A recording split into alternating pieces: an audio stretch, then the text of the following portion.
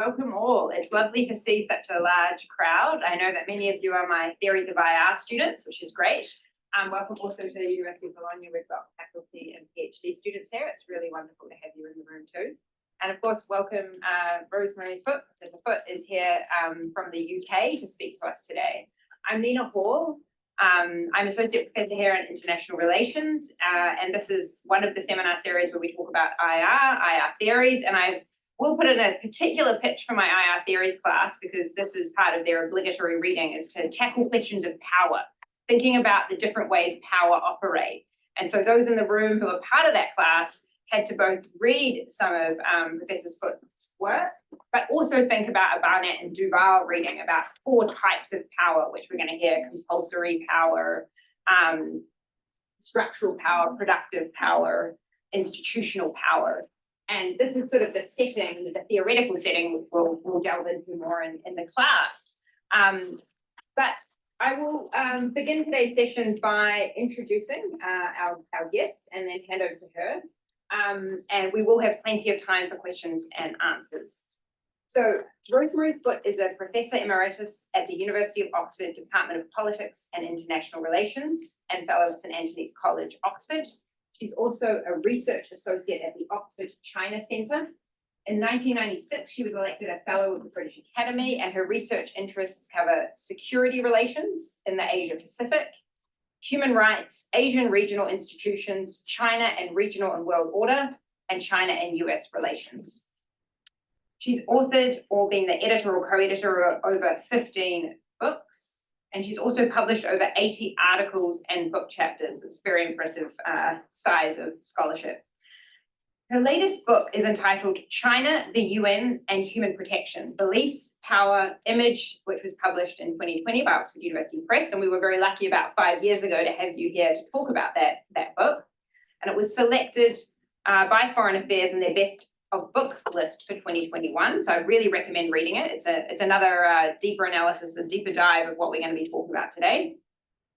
And she has a recent publication of direct relevance to today's conversation. And you can read that.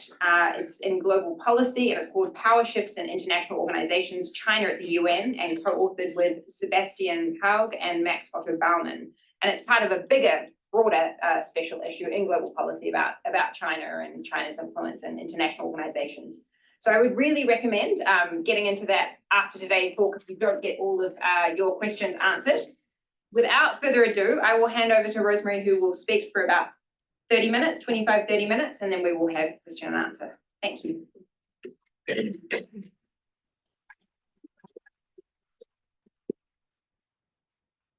First of all, let me thank Dr. Hall very much for that very kind introduction, and to you for being here. It's very nice to see so many people, even people that I know quite well in the audience, so that's always fun.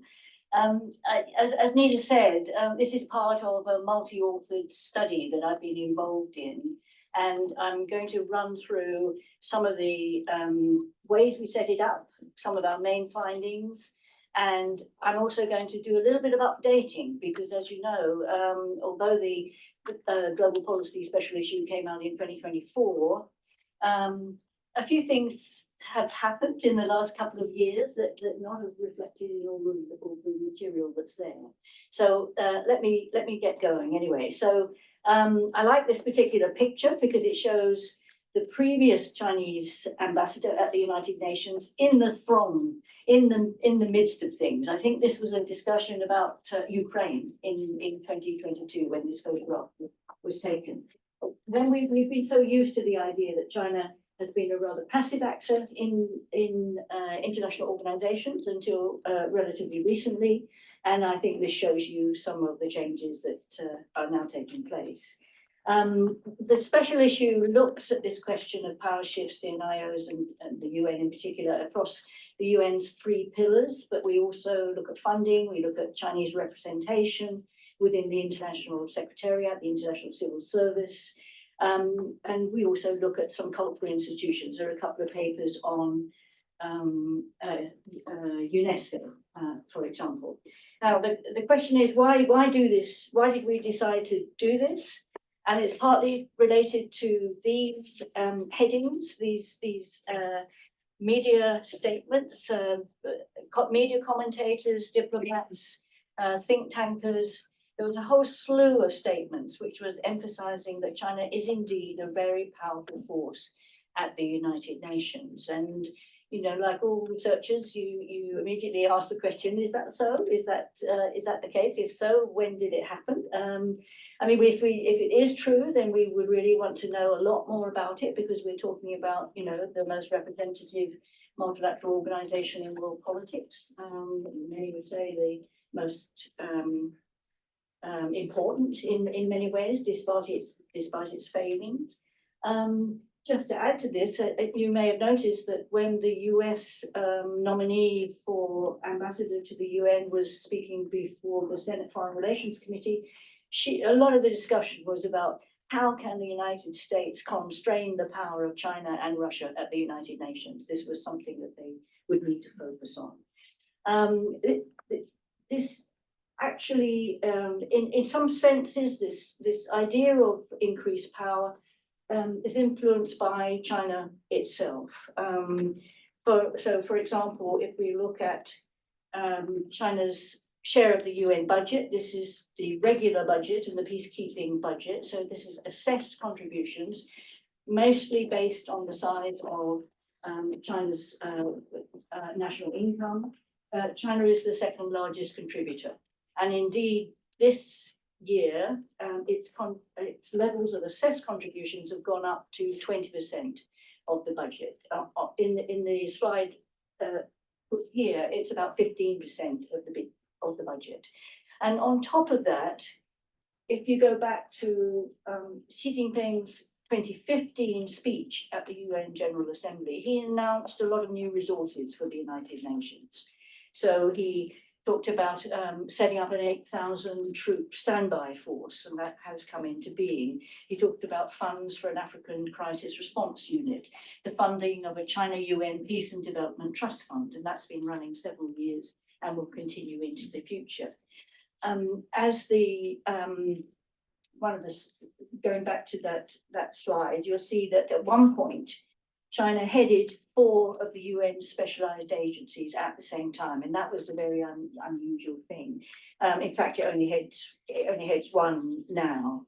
And of course, on top of this, you had a series of statements by Chinese leadership along the lines of, we should lead the reform of global governance.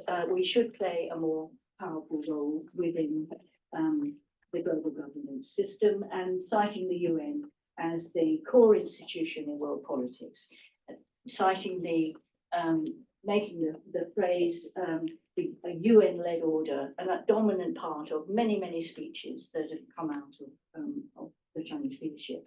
But as you all know, it's very difficult to translate material, symbolic power into the outcomes that you desire. And you also have to think about China from a comparative power perspective, particularly in a body like the United Nations. So we wanted a more fine-grained assessment of changes in China's position, and this was our very straightforward research question, and we needed a measurement vehicle in order to actually try and answer this research questions. And so we drew on international relations scholarship from the concept of power, and we're very keen to see power in relational terms. So the study doesn't place overwhelming weight on China's agency as the main force behind China's in its power position, because others often adjust their behavior even when China hasn't acted in an overt sense. The project draws on 4 types of power. Nina's already introduced those. Michael Barnett and Raymond Duval in 2005 outlined these in an international organization article, and there was also a book. Their definition of power is power shouldn't be thought of simply as a commodity, but is the ability of an actor to shape others' capacities to determine their circumstances and fate. And they look at these 4 forms of power, compulsory power.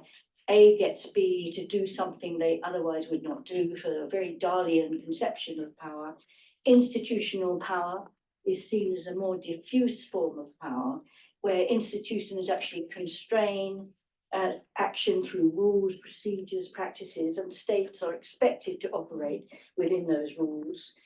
So institutions thought of as a way of mediating power. Structural power is about mutual constitution of capacities. So the master-slave relationship is so often used as the example to give you a flavour of what structural power means. In the UN context, we decided to think about this in terms of donors versus aid recipients, or developing country versus developed country, and so on. And then productive power, strongly related to the idea of discourse, relates to the establishment and normalizing of certain systems of knowledge about the way the world works. And the way we talk about UN activities. So this is about shifting UN discourse as you deal with the 3 main pillars: human rights, development, security.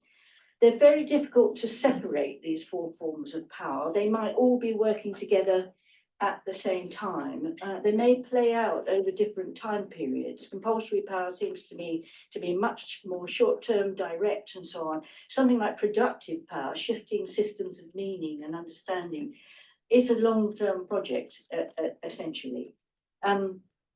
We're also looking for changes over time. So, as you see from the heading, we're talking about power shift. We're not simply talking about the concept of power, but how does power shift? If you're going to ask that question, you need a benchmark. And the benchmark we chose was the 1990s, because at this time, scholarship on China, on the one hand, was saying that it began to emerge from a position of relative passivity with respect to the UN and other bodies. But it's also the time when the the UN itself is deepening, expanding its concept of security to give more weight to the protection of the security of the individual and not only the state. So the idea that mass atrocity crimes inside states should be seen as threats to international peace and security is something we associate with the 1990s and through to, of course, the idea of the responsibility to protect. Another tiny point a little later on in this story, of course, is Xi Jinping himself. And I would argue he's a more ambitious leader. He's more decisive in a number of ways. And he has an underlying theme, which is that he believes China has a good story to tell and it should be out there telling that story. And we're better to do that within the United Nations. If I just give you briefly some of the findings, they're very nuanced. China-related power shifts are neither increasing in a linear fashion, nor are they evident across all issue areas, and I'll say a bit more of that. So it's not always realized. In many ways, incipient. We're on the hinge of something important. And I would single out perhaps the development sphere and human rights as areas where we're seeing more forward movement than some of the other issue areas. Okay, let me go back to the 4 PowerPoints and try to show you some of the things that have been going on. So slide 6 is about compulsory power. And here I discuss funding, use of veto, and so on. Point 7 returns to that earlier slide I showed, which is about China being the 2nd largest contributor. This form of power is important in kind of changing a state's status in the United Nations, and it certainly raises expectations about the role that that state should be playing, but it's not entirely determinative. What's more important, I think, in affecting direct control is voluntary or voluntary earmark contributions. China is shown in red on this particular slide. I hope it does come up as red on there. Yes, it does come up as red. It hasn't followed the example of Western donors in Japan who give significant amounts of voluntary contributions and significant amounts of earmark contributions. I'll come on to that in a moment. So this is an interesting difference. And it's an area of research to think about for the future, whether China actually will increase its voluntary fundings and earmark funding, particularly in today's environment. Let me show you this in slide 9, where the grey is assessed contributions, the deeper orange is voluntary core funding, that's voluntary funding, but it's not earmarked, and then the pale orange represents earmarked funding for particular agencies, particularly parts of the UN. And as you see, the US is well ahead, followed by Germany, Japan, and then finally China. And as you see, most of China's funding, again, is via the assessed contributions rather than through voluntary contributions. But when it does have voluntary contributions, it tends to target it. So again, let me show you this slide. Most of the funding is going to the International Fund for Agricultural Development, an area of work, of course, where China has particular expertise or perceives itself to have particular expertise. And within that particular agency, funding does have carries voting weight. So it's one of the agencies where there is a link. More generally, in the development pillar, China is still less visible than Western donors, but it appears much more willing to challenge Western dominance than a decade ago. So Beijing often works behind the scenes of UN boards, negotiating meetings to secure particular policy positions that it favours. In the human rights pillar, it's visibly increased its exercise of compulsory power over the last decade. It's used its economic and political influence with states on the Human Rights Council, for example, in order to recruit support to make sure that the Human Rights Council doesn't pass resolutions that are critical of Chinese behaviour, or that the resolutions it itself now drafts, which again is a new position for it to take, to make sure that those resolutions actually pass with healthy majorities. This next slide is about veto use. Again, a change. In the peace and security pillar, so again, I'm thinking about compulsory power here. China's exercise of that form of power has visibly changed. You can see it from the 2006-2010 onwards. Of course, it doesn't match Russian use of veto power, but nevertheless, from a very long period where China hardly ever exercised the veto, it's now used that veto 14 times since 2011. So up to that point, it had only used 6 vetoes in the Security Council. This is the People's Republic of China, of course, didn't come into the UN until 1971, don't forget, but now has used it 14 times. And I would say that's interesting because it's in a context where veto use has become under even greater disapproval, if you like, from members of the UN General Assembly. And of course, this use of veto strengthens the power of its anticipated use of veto, which means that the drafters of UN Security Council resolutions spend a bit more time making sure that they are not going to attract a Chinese veto. So changing the language of Security Council resolutions. It's interesting also that China hasn't ever vetoed alone since 1999. It's nevertheless managed to redirect or block action that relates to this expanded definition of threats to international peace and security that I gave a moment ago. So this use of veto, anticipation of veto, again, it's interesting change and it's worth thinking about. This is a direct use of power that I've talked about here, but there are these more indirect and more subtle means of exercising power. So institutional power, again, we look in the special issue in our project about representation in the international civil service, about setting of agendas, and also about acting as penholder on UN Security Council resolution. So certainly the ability to set agendas, establish policy priorities has changed, but again, we can't overstep our findings here. We can't overdo this idea that there has been a fundamental change. In terms of representation among UN staff, Chinese numbers have improved. China is again red on the graph. But as you can see, compared with other members of the Security Council, it's in fourth position, and it's well below the P3. And this is recognized based on UN principles as being highly unrepresentative of its position, which is supposed to be balanced geographical representation in the United Nations. It has run the UN's Department of Economic and Social Affairs since 2007, and that's its one Under Secretary General position in that particular body. And the body itself, I think, over time has become more significant. And that's partly because it draws on the China UN Peace and Development Trust Fund, and it has linked the department with the UN's Sustainable Development Goals.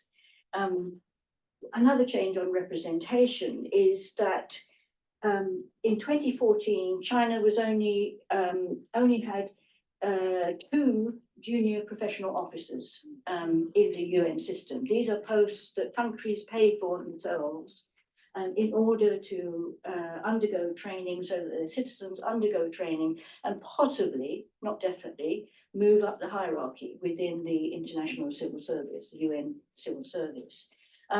Now it has, I just saw the other day, a report came out, 2022-23, these are the latest figures, it has 70.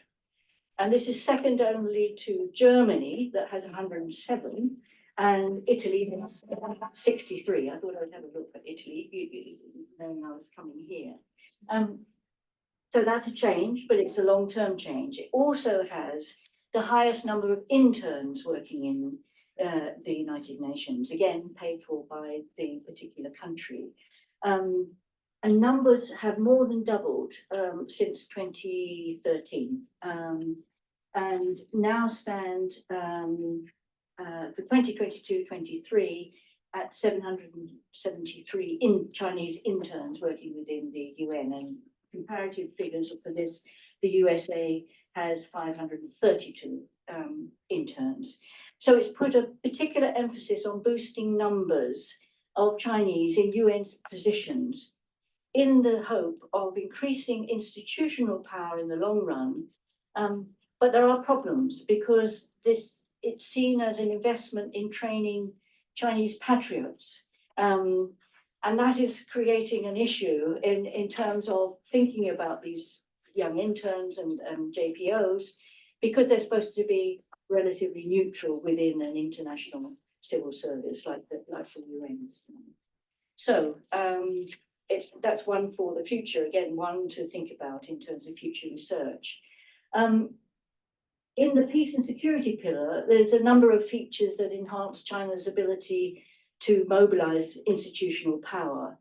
I mentioned, obviously, and showed the slide about the contributions to the peacekeeping budget. So again, thinking about the way peace operations should be designed and promoted.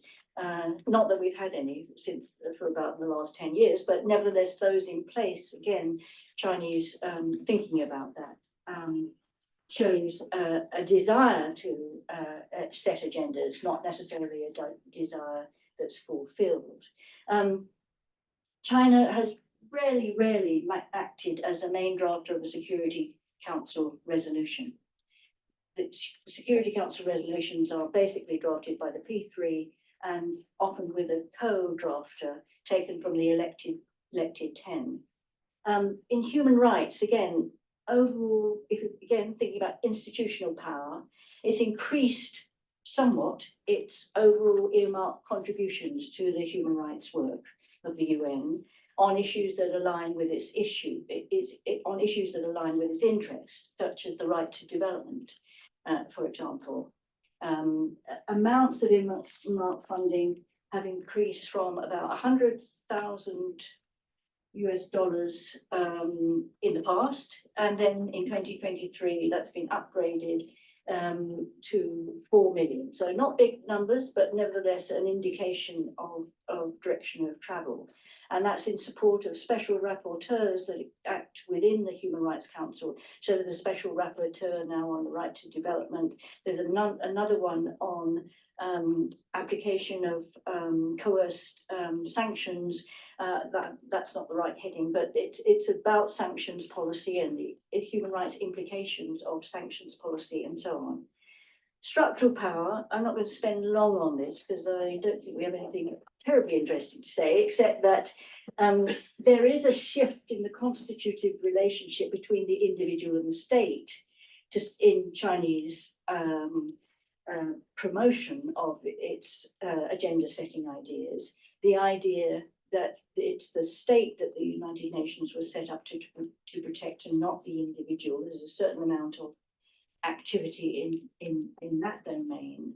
And there's also, again, an idea of this structural power. So China actually blurring the divide between categories north and south, or blurring the divide between a recipient and a donor and so on. So again, a changing constitutive relationship is clearly in train.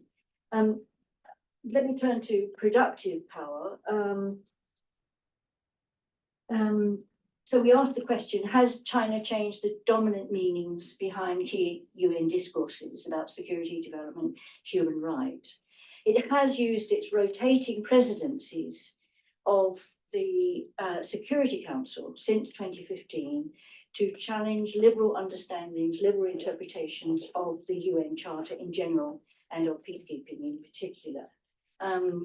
And there are bodies like the Group of Friends in Defense of the Charter of the United Nations. It was actually established by Venezuela in 2021. And it builds on a commitment to the idea of the promotion of the sovereign equality of states, non-interference in internal affairs as fundamental features of the United Nations and UN multilateralism. And that particular body has taken a very hostile stance to the idea of the responsibility to protect in the human rights pillar. And this is partly, I think, it obviously prompted, in China's case, as a result of the UN intervention in Libya and overthrow of Colonel and eventual death, of course, of Colonel Gaddafi, as a result of that interventionist.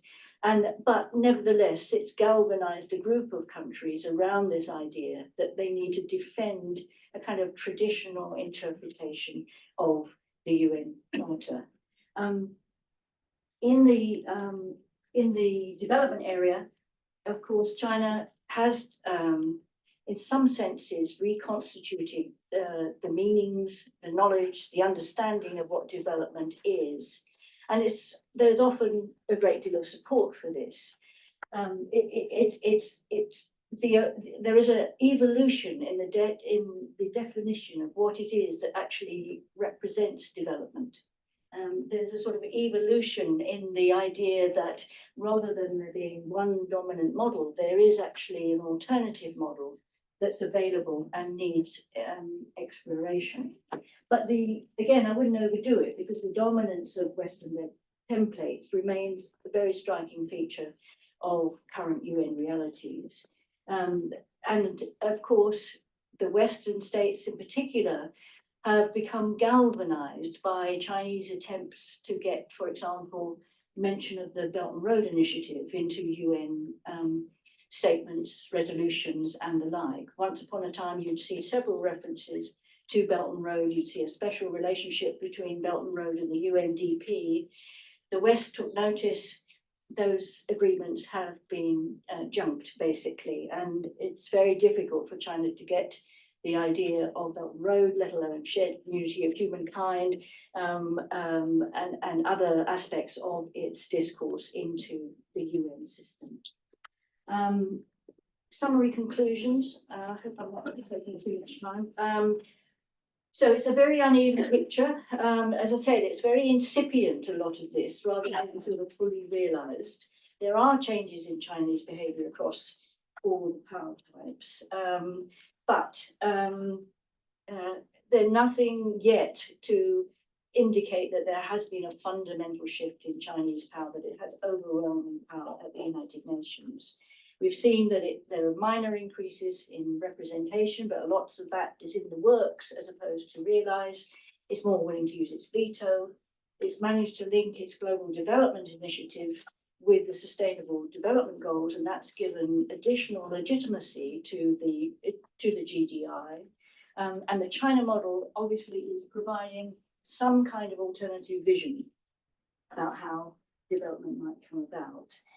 It's introduced resolutions at the Human Rights Council that promote the role of development as a human right, and has talked about human rights being, in some senses, being foundational in order that human rights can actually be promoted.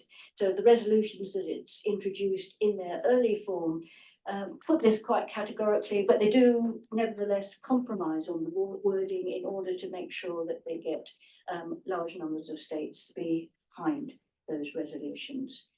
So again, a bit more on the conclusions. It may be in the process, Beijing may be in the process of catching up with major Western power, but it's in specific areas and it's very reflective of particular interests. It's particularly so, as I said at the beginning, in the development and the human rights pillars. And it meets resistance, of course, but it also has considerable support from parts of the developing world. China plus G77 gives it a very unique status. So over the longer term, things that my group and myself as well is that to think about is that there is a kind of trend over a long time. It has a particularly special status because it is both a member of the P5 and has that social relationship with other Security Council members, but it's also has these strong links with the developing world. No other country really has that kind of tool set, I would suggest. It's agreed generally that it's underrepresented at the United Nations in terms of the UN's own criteria for representation. And therefore, we may see more Chinese diplomats at senior levels of the UN civil service. The Global South support for China is not only to do with its use of compulsory power, economic, material power, but also because there's a broad alignment on topics such as non-interference in internal affairs, sovereign equality, but also particularly on the focus on development, and that's very welcome. And I also think, again, not something that's in this special issue, but that China is seen as a less disruptive force than Russia, actually, within the Security Council. And of course, we have to think about the disruption that is upon us in the advent of the second Trump administration. So unfortunately, I have to end on those last two words, but thank you very much for listening.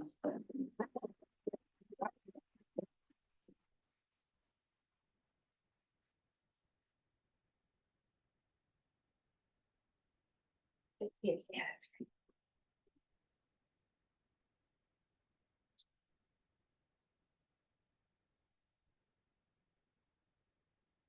Right. Thanks, Rosemary. I actually wanted to pick up on that last point because I guess many of us in the room are reading the news about USAID cutting jobs, funding cuts to humanitarian issues specifically, but also any organization working on reproductive health rights like UNFPA is going to come under fire.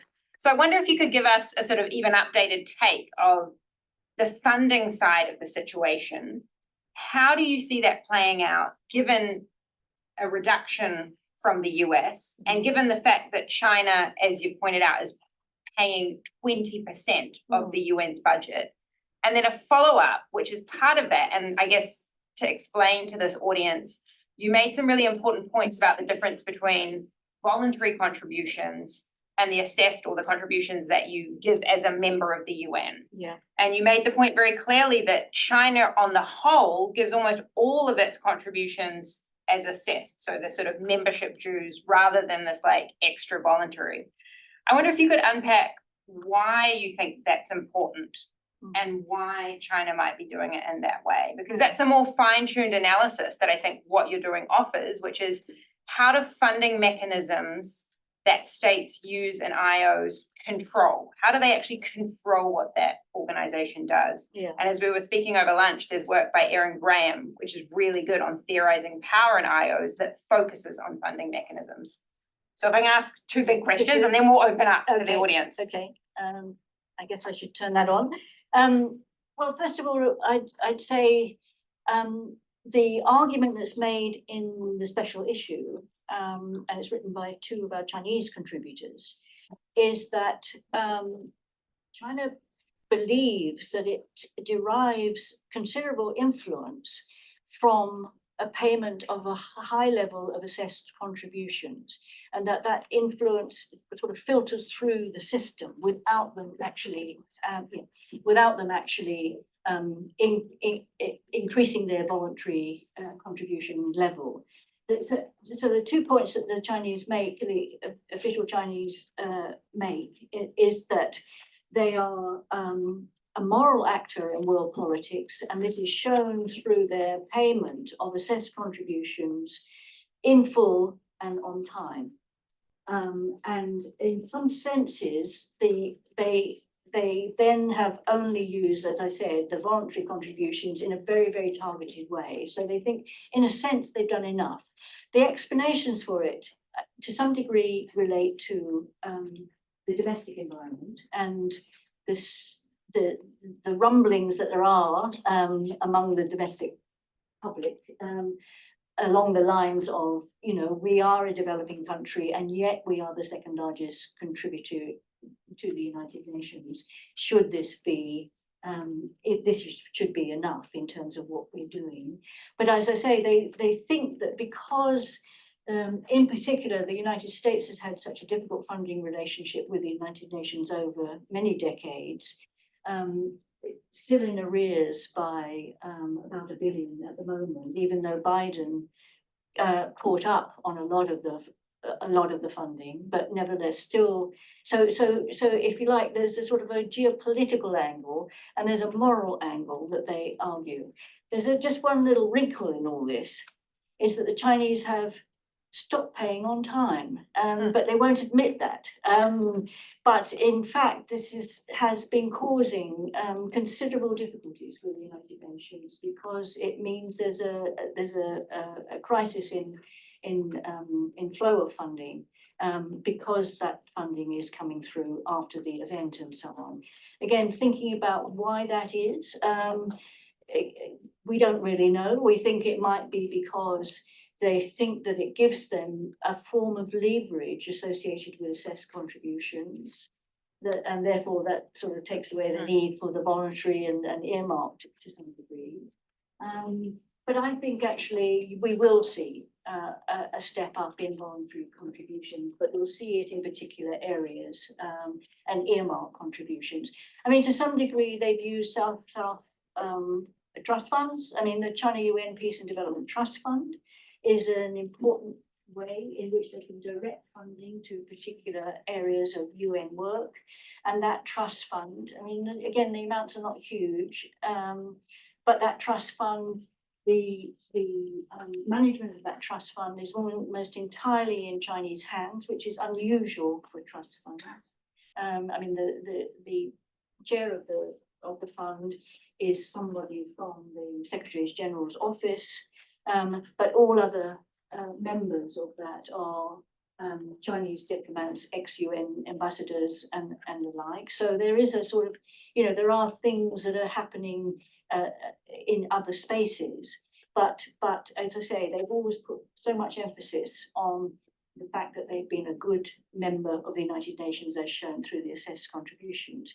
In terms of the future, I mean, I find it, I don't know what will happen, obviously, in the Trump administration, but I don't think they are going to take away all of the funding for the United Nations. If you do that, then you technically you lose membership of the United Nations. And one of the things that they would say about the United Nations is it's important to be there to protect American interests, to protect Israel in particular. And so I think, you know, there will be some continuation, but it will be for certain parts of the UN system and not others. So, you know, the WHO is in trouble, as we know, and others.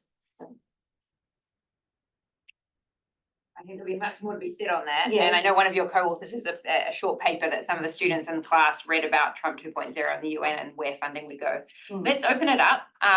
Please raise your hands. I'll take a few questions and maybe briefly introduce yourselves. So yeah, here and then here.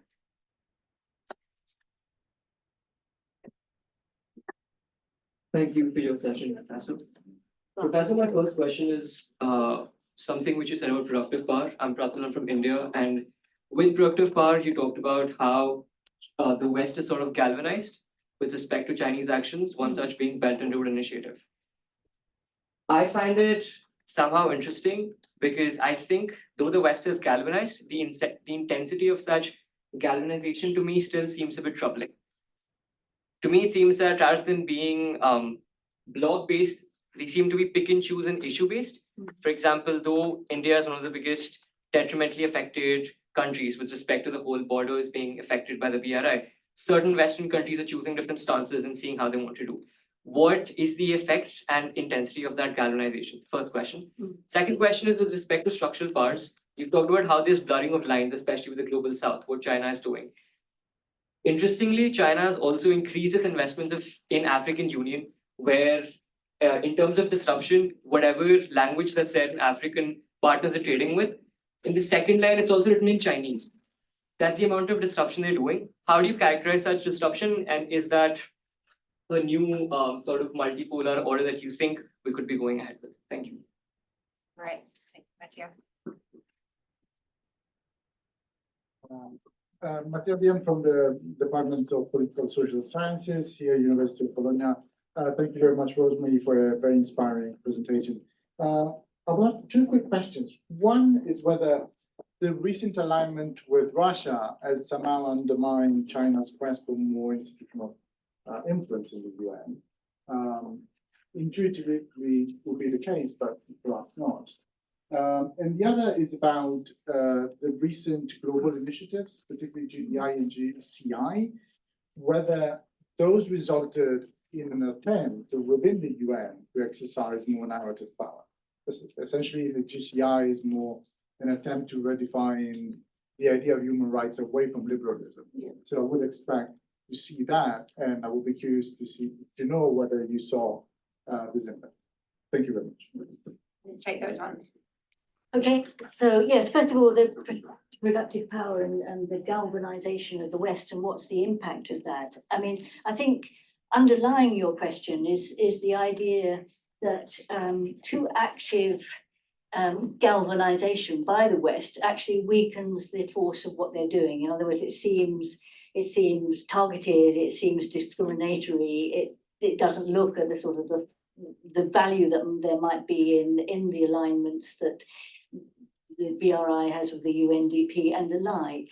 But in a sense, sorry, that's not going to stop the Western countries doing this, I think, because, I mean, for example, in the US government, whether that post will still be continued is anybody's guess, and perhaps that person's already on home leave, but there is someone that is there to keep tabs on whenever China seeks to head a specialized agency or support somebody that's closely aligned with them for a particular post within the United Nations, or there's an attempt to use language and so on. So, I mean, that's what I mean. You have to sort of think about power in relational terms. What will the others do? And I think within that setting, you will see countries like the United States and the United Kingdom actually being very alert to the ways in which they can kind of confine these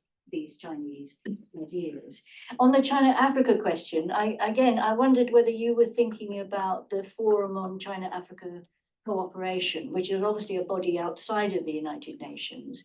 And it is one where, and I don't really regard FOCAC, as we know it, as true multilateralism, to use a Chinese phrase there, because it's about China and it's very much it's a grouping essentially that operates on a bilateral basis. The heads of state and government may come to Beijing, or China may go to the state that's president of the African Union, but the meetings are essentially, and the deals that are made are essentially on a bilateral basis. Very little is done through the African Union in that way.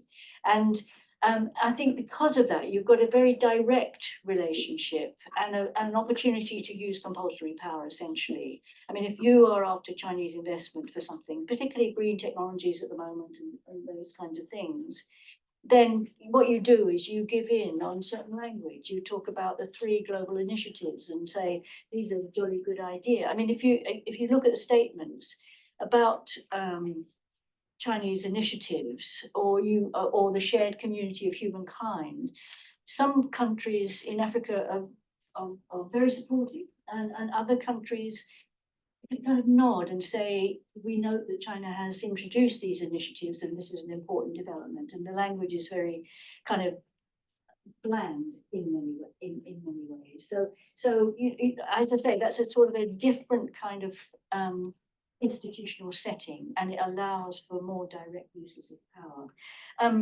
The alignment with Russia, that's a very good question. Obviously, I think it's affected relations with the Secretariat, and clearly affected badly relations on the Security Council. But I'm not sure it's actually made a great deal of difference within the General Assembly. And if you think about the voting within the General Assembly on the Ukraine issue. So again, some impact, but not necessarily structurally really a different things. The GDI and the GCI within the United Nations, I mean, the GDI is very well embedded within the United Nations. There's a group of friends, as you know, of the GDI within the UN, which has over 80 states have signed up for that. And it is linked directly with the Sustainable Development Goals, although of course not all of them, because SDG 16, I think, sort of gets left out. But China has produced a lot of documentation that shows the way in which its development aid under the GDI,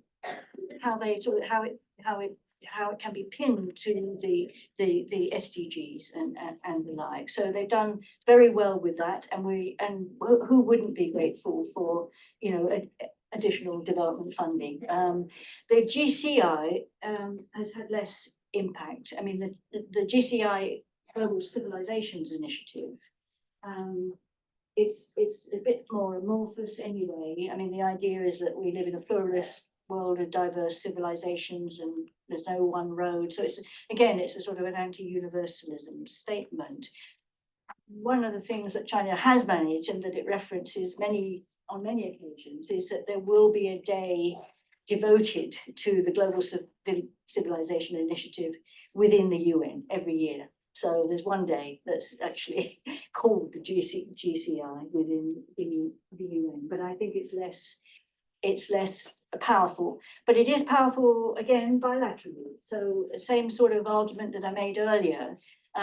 Countries are expected to say, yes, we support the GCI, and we wish to increase our cultural linkages, transcultural linkages. We understand that we live in a diverse world, but again, countries use language to sign up to the GCI in quite subtle ways, with some more supportive than others.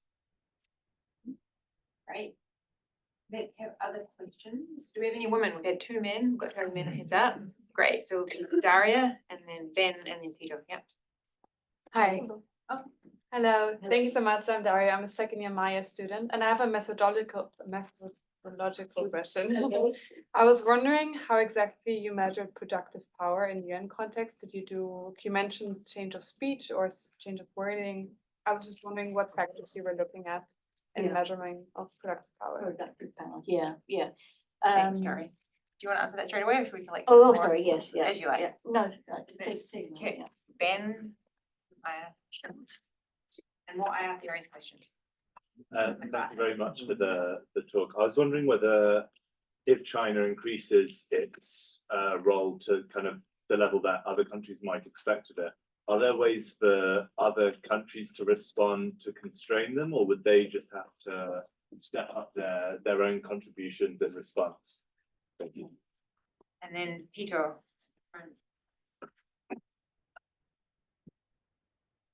Thank you very much.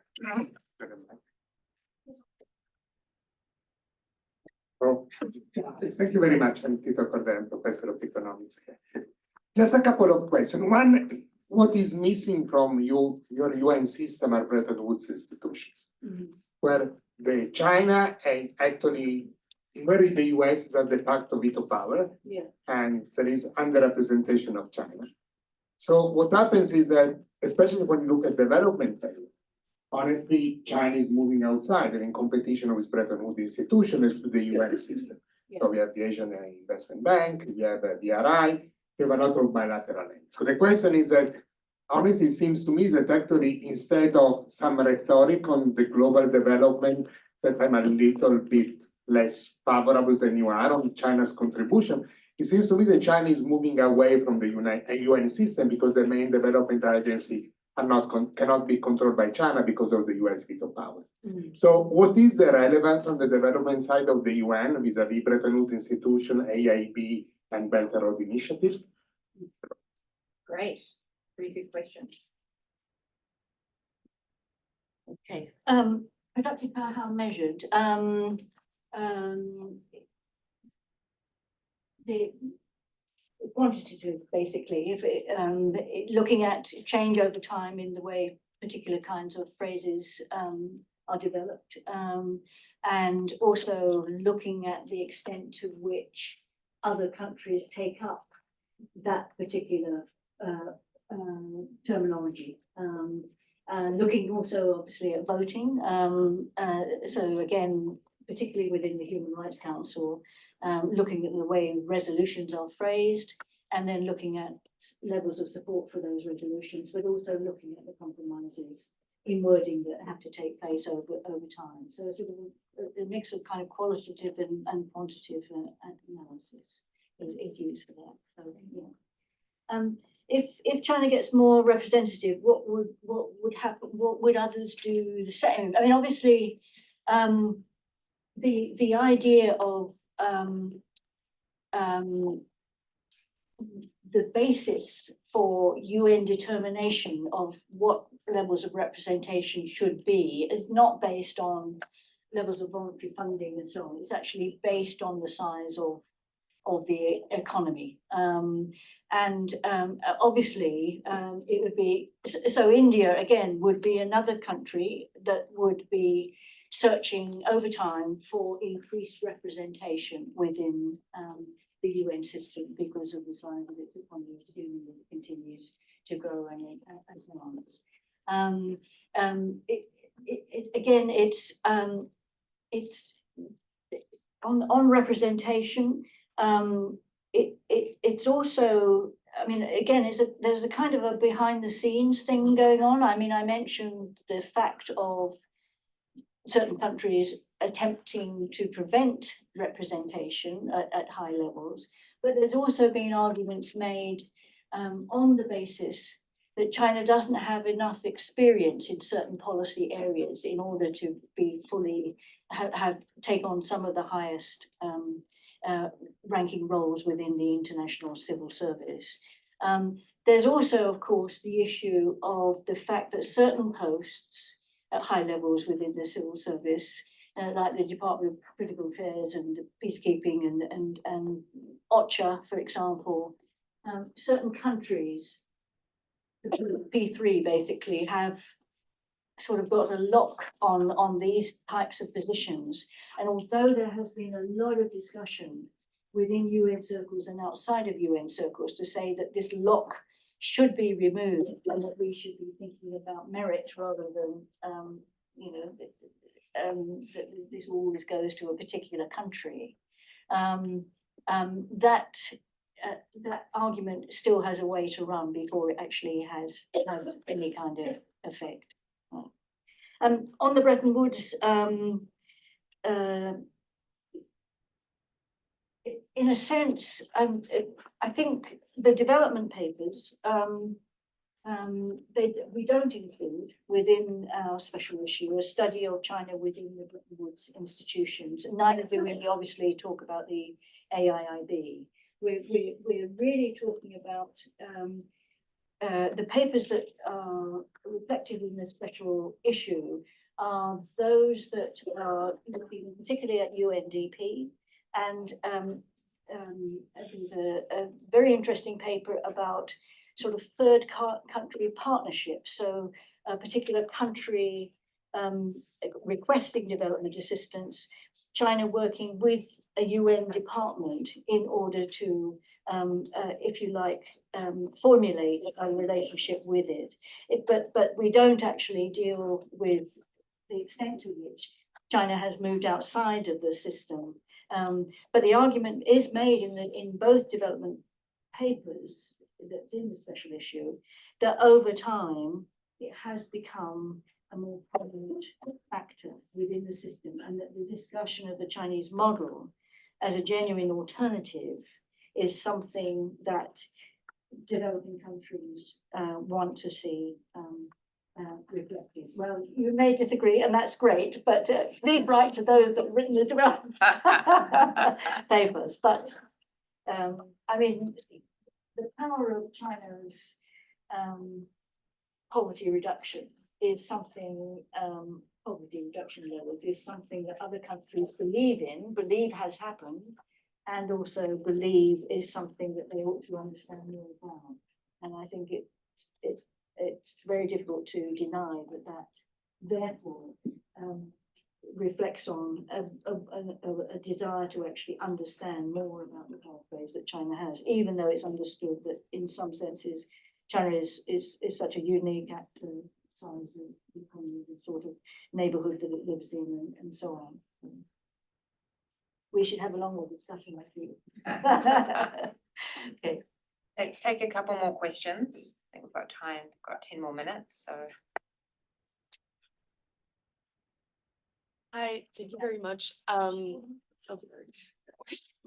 Thank you very much. This was fascinating. I basically don't know anything about China, and so it's especially interesting. And I was just wondering if you could expand on the vision of development that China has. And sorry, it might be basic for a lot of people, but. Straight line. Hello, thank you.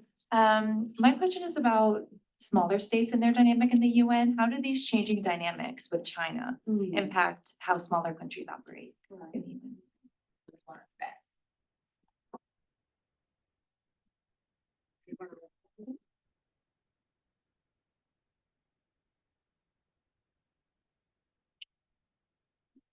Hello. You mentioned quite a few times China's role within the human rights, specifically within the UN, and I was quite curious to get your insight on the Uyghur issue that actually arose and how actually China took more of an active role, and the issue was initiated by the West to be discussed within the Human Rights Court, but then it was actually not because of kind of. It was not, sorry, I missed the end bit there. As in like the issue then didn't go forward. Yeah, to be discussed. Right. Okay. So the idea of development is obviously a strong role for the state. An emphasis on infrastructure in particular as an important pathway.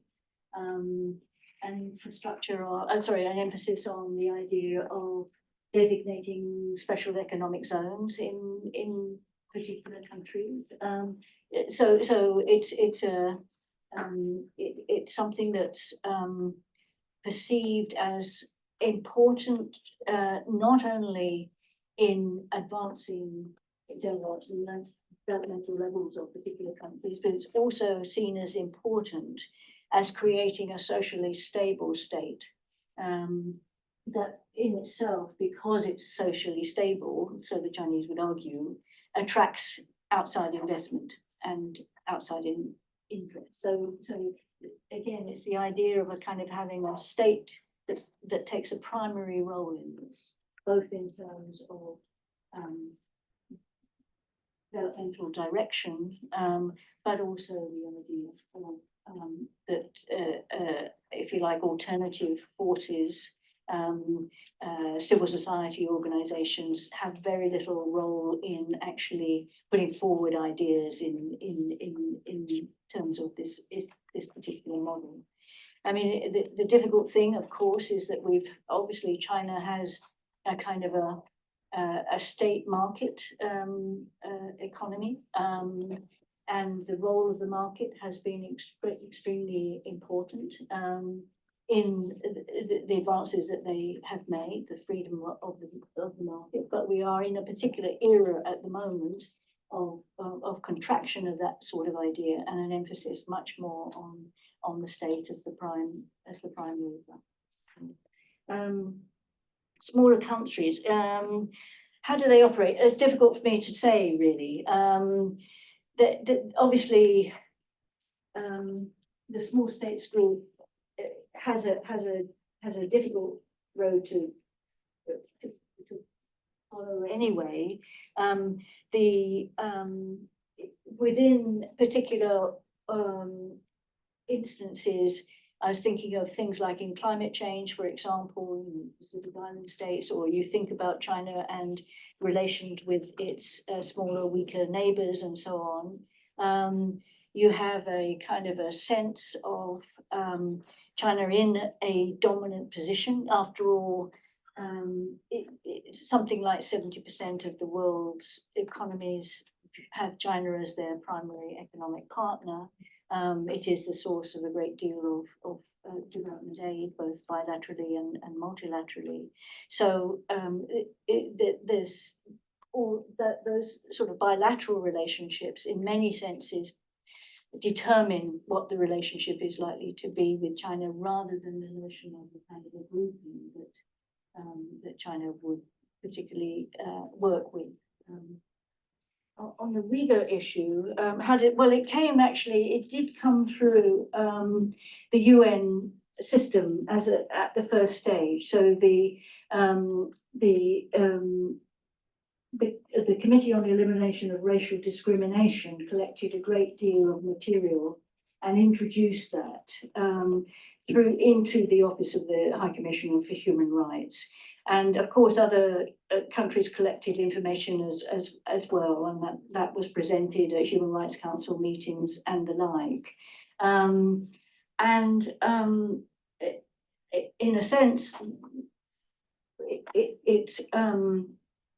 it probably, those early steps forced China in some senses to try to reconstitute the issue in the sense of, first of all, saying nothing was happening at all, and then saying that these are terrorists and this is simply anti-terrorist action, and these are re-education camps, and if you would only follow our route, you would understand how you deal with the terrorist menace and so on. There were obviously various visits that were organized by the Chinese. The Organization for Islamic Cooperation paid a visit and so on. And they eventually kind of galvanized a degree of support among countries in the UN system, and were able, in the UN setting, to defeat statements, letters, resolutions that drew attention to the Xinjiang issue. The office, the High Commissioner for Human Rights, Michelle Bachelet, as you know, went, and she had been trying to go for many years. She had asked to go on many occasions, and in the end compromised in terms of the terms of that visit, in where she was able to go and who she was able to talk to and so on. The report was produced. On the eve of her departure, it was released. And it does talk about may represent crimes against humanity. I mean, that's the finding.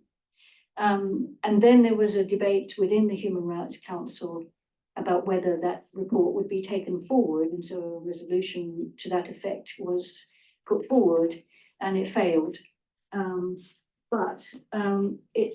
The Office of the High Commissioner for Human Rights hasn't given up entirely. I mean, it's still part of their remit and still part of their activity. But without that kind of resolution, they can't really do anything very significant. So that coalition building was very important. I have one final question. Are there any final brief questions before we wrap up? One hand, yep, short and sharp. Hi, sorry, I'm Georgia. Sorry for the last minute question. No, don't worry. I just wanted to ask whether you think that this shift that we're seeing in some ways, is it more like a personalistic shift where if Xi Jinping had a heart attack tomorrow, say, would this still continue, or is this more like a structural change in the way that the world is engaging with China and vice versa? Yeah, it's a good question. I actually, if I can build on it, had a Yeah, question that was very yeah. similar. So I'm happy you threw that out, Georgia. It was really, how do you see China's engagement with the UN aligning with some of their other strategies, building on Tito's point of, well, in some spaces, they're clearly competing with the West. And the Yeah. story that you're telling us here is they're opting in to a Western institution, the UN, and Yeah. trying to slowly change it from within. And Yeah. in some regards, having success, but in others not. Not, So yeah. how do you see what is the sort of overarching Chinese, if there is such a thing, strategy Mm. in their foreign policy? You mean more broadly, not just? Correct. Yes, Yeah. yeah, okay. I mean, I think you've probably hit on it already in the way you phrased the question, but anyway, I'll start with is it Xi Jinping? I think it would be, even without Xi Jinping, I think it would be very difficult to move away from some of these policies. I mean, the idea of, a UN rather than a US-led order is going to appeal to Chinese leadership for decades to come. Again, as I said, that there is a unique position for China in that it does have permanent membership of the Security Council and that all-important veto power to stop things happening that they don't like. And also strong links with the G77. Again, not entirely. I mean, there are difficulties with certain members and so on, and but nevertheless, the strong connections with G77. So I think, we would find it very difficult without Xi. We would find it very difficult to know whether this is in part because of the expectations of China. Are perhaps running ahead of where it feels it wants to go in many ways, in certain areas, possibly in the funding area. And I think the other thing is that with the slowdown of the Chinese economy, and even if the stimulus measures that they've introduced do have an effect, this sense of China having these much lower growth rates are something that we should expect to see for the future. And that in itself may reduce the ambition to some degree, but that fits very neatly with the idea of a UN that is more traditional. It's more like the Cold War UN. It's the idea that it's not taking on certain kinds of activities, that it's not expanding into these new agendas. So China is very reluctant to see the Security Council talk about the women, peace and security agenda. It's very reluctant to see it link climate change with conflict. So it's very much a sort of a view of the United Nations as a sort of a traditional Westphalian body, essentially. And that the sort of the normative changes that we've all been a part of, we've all lived through in some ways, that they will kind of disappear. But I do think that in terms of the overarching strategy, I think, Nina, what I would say is and it's not an original finding in by any means, is that it does very much depend on issue area. I mean, I think, you know, China is a major trading nation. And so, you know, you'd expect it to be different within the WTO than you would expect it to be within the Human Rights Council. So it's going to operate in different ways. The literature on China is about, you know, is China defensive, essentially trying to make a world safe for autocracy, or whether it's trying a more fundamental remake. And it seems to me, from work I've done on the BRICS and on the SCO and on the AIIB, that there are again sort of minor incremental moves, but very often they have to be in light of the sort of membership of these bodies. They have to be, if there is a move, it has to be compensated to suit another constituency within these bodies. So again, this sort of relational notion tempers what we can understand about China's larger objectives.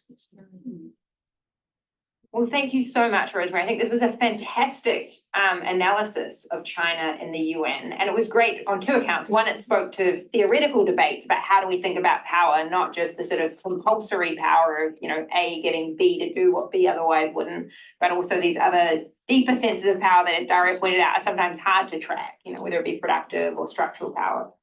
But I also think empirically it's really important, whether we're talking about China or the US or any other actor, to look at a whole range of different elements of the ways in which they exercise their influence. And I particularly appreciated you sort of looking at things like staff and interns. I was many years ago an intern at the UN, and as I was recounting to you over lunch, we had a Chinese intern in our group in the Asia Pacific Secretariat. So I have my own personal recollections of those kinds of conversations that you were mentioning about being patriotic Chinese as an intern. So I think it's really interesting to think about, staff as well as funding. So thanks so much for a wonderful discussion, and please join me in thanking Rosemary. It's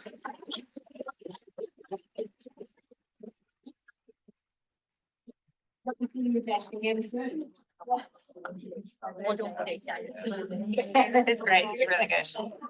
Really good.